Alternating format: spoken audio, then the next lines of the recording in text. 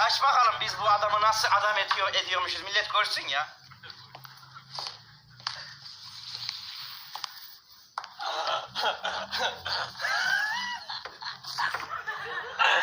Ya bu Şevket Hoca da tam mal ha. Ulan her seferinde fotokopi makinesinde sınav kağıdı unutulur mu arkadaş? Bak fotokopi makinesindekiyle bunu yer değiştiriyorum. Bu da Şevket Hoca'ya kapa. Durduralım. Hocam sana gazoz kapağı takmışlar. Benim asabımı bozma. Niye gülüyorsun acaba? Oynat şunu Fikri, oynat. Benim asabımı bozma, oynat. Lan dur. Bu Fikri Hoca'nın dersiymiş ya.